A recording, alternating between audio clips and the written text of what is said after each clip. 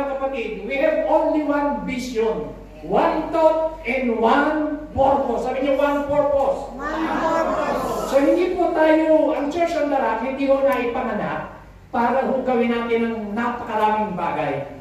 O lahat ng bagay. Ganon din po ikaw personally.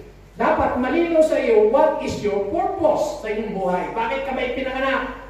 Bakit ka ba buhay pa? Bakit ka ba humihinga? Bakit ka ba? Anong reason? Sabihin mo sa katabi mo, what is your purpose? Sino sa inyo nakakaalam, naniniwala na kung bakit buhay ka pa ngayon may purpose ang Diyos sa iyo? Nasa kamay. Naniniwala ba kayo? Sino sa inyo nakakaalam na alam mo na may purpose ng Diyos sa iyo at ginagawa mo yung purpose ng Diyos sa iyo? Amen. Sino? Ulitin kita no? Sino sa inyo nakakaalam na mayroong kang purpose ang Diyos sa buhay mo? Taas ang kamay. Amen. Pangalawang tanong, sino sa inyo na alam mo yung purpose at ginagawa mo na? Amen. Amen. Nasa kamay. Siguro kumunti na yun, ano? Okay, sabi ng Bible, sabi ni Paul, dapat meron kayong one purpose. Ano nga yung purpose na yun? Alam niyo po, lahat ng mga nilikha ng Diyos sa mundo, may purpose ang Diyos. So, bakit ho ba nilikha ng Diyos ang isda? Anong purpose ng isda? Aba? Naisip niyo mga salmon, mga horel, mga dorada. Siyempre, alam niyo, may mga isda na talagang pagkain ng tao. May mga isda naman na tulad ng mga friendly na isda, nagsisave pa nga sa tao mga dolphin, di ba? So, hindi lahat kinakain, ha? Okay, so may purpose sa Diyos, pero yung purpose nila, inilagay sila sa tubig. Okay? So, bakit sa palagay nyo nag-create ang Diyos ng mga puno? Diba? Diba yung mga prutas, yung mga bunga? So, pagkain din na naman natin yan para matugunan ang pangangailangan ng tao. So, may mga halaman, mga damo, tingnan niyo po yung mga herbal, mga medicine. Lahat po ng yan, creation ng Panginoon. Okay? May purpose. So, lahat ng tao sa loob ng church, may purpose ang Diyos sa buhay mo. Dapat niyo maintindihan, lahat ng nilikha ng Diyos may purpose. So, ano po ang purpose mo? Dapat nating maintindihan. Yan po ang pag-uusapan ko natin. Sabi ko ng Amos chapter 3 verse 3, do to walk together unless they have agreed to do so. So, hindi raw po pwedeng magsama yung dalawa kung hindi sila nagkakaisa o nagkakasundo. Dapat magkasundo sila. Basahin niyo yung Mark 3:25. Bilangas niyo po. If a house is divided against itself, the house cannot stand. So kapag daw po ang isang bahayan o isang bahay ay divided, kaya nga sabi, if we are divided, we fall. United we stand. Yan po yung verse na yan. Na kapag kayo nagkakaisa, tatayo, magiging mag-ibay, magiging matatag. Pero pagka divided, hindi ho magiging matagumpay ang isang sambahayan. Sabi po diyan. So ang church, mga kapatid, dapat po, kaya sabi ni Paul, I appeal to you, magkaroon kayo ng united thought at saka united purpose. Nagkakaisa dapat kayo kung ano yung layunin ng church. Tingnan niyo po ang Kristiyano sa Book of Acts. Basahin niyo po, Acts chapter 4, verse 32. All the believers were one in heart and mind.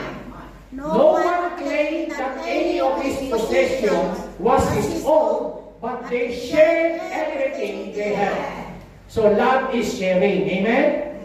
Amen ba? Amen. Ngayon, lahat sila, all the believers were one in heart. Sabi niyo, one in heart. One in heart. One in mind. One in mind. So, nangyari sa kanila, iisa sila sa puso, iisa sila sa layunin. Kaya nga naman, ang church, napakabilis ho nilang lumago. At imagine ho mga kapatid, yung 12 disciples, they turned the world upside down.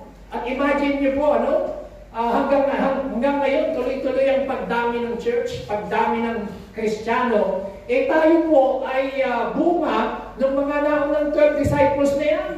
Kung ating pong iti-trace back ang history, hanggang nakarating sa atin ngayon, tayo po ay resulta niyan. So mga kapatid, paano kaya kung tumigil sa pagsishare si Peter, John, James, at wala akong naging mga missionary? Siguro hindi tayo inabot ng salita ng Panginoon.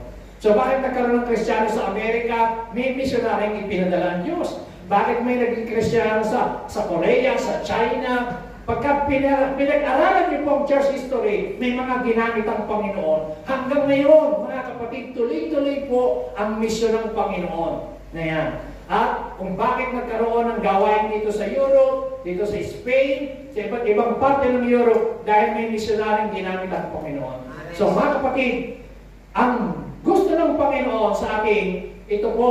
So moving from being a believer to disciple. Sabi niyo po, believer to disciple. Believer to disciple. Sino sa inyo ang naniniwala na siya believer na taas ang kamay? Lahat tayo, di ba? Amen ba? Kasi hindi ka magiging disciple kung hindi ka muna believer. Kailangan iyan talaga muna. Paano may disciple kung hindi pa naman mananampalataya? Ngayon, doon nagsisimula ayon, ang gusto ng Lord, ang vision natin, ang vision ng Panginoon sa atin, so from being a believer, tayo po ay maging disciple of Christ. Alam niyo, pag sinabing believer, ito po yung maraming mga Kristiyano, hindi nga po sila believer sila po ay pumupunta sa church, ang tawag sa kanila, church goer. Sabi niyo po, church goer. Church goer. Iba pa rin yung believer sa church goer. Alam niyo po yung church goer, sila po yung mga religious people. Yung bang nakasanayan lang nila mag-church kasi yun ang nakalakihan nila namana nila yun sa kanilang mga nanay, mga magulang.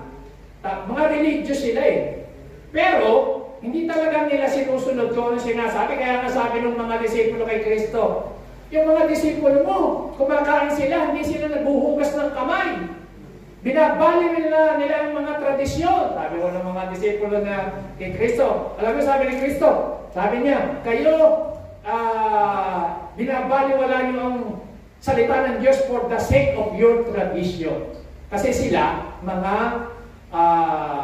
religious spirit, especially ang mga Paraseyo. Mga Paraseyo, mga Sadduceo, diyan galit si Lord sa kanila, yung mga Paraseyo at mga Sadduceo sa Bible. Kasi ninyo, sila yung mga kinakars, sila yung sinasabihan ng Panginoon na kayo, para kayo mga libingan. Ang gaganda ng mga sementeryo, di po ba, puting-puti sa labas, pero sa loob, mga kalansay. Para kayo mga religious kayo. So may mga tao na religious lang sila, hindi naman talaga sila naging born again o naging believer. Ang first step mga kapatid, bago ka maging disciple, dapat maging believer ka muna. Amen? Amen? Amen. Imposible na maging disciple ka na hindi ka naging believer. Ngayon, kaya sinasabi ng Bible, unless a man be born again, he cannot see the kingdom of God. Kaya sinabi ng Word of God, unless a man be born of water and the Spirit, he cannot enter into the kingdom of God. Kasi po, pag naging believer ka na, mananampalataya ka na, nakapasok ka na roon sa kaharian ng Diyos. Nandun ka na, you are now belong to the kingdom of God.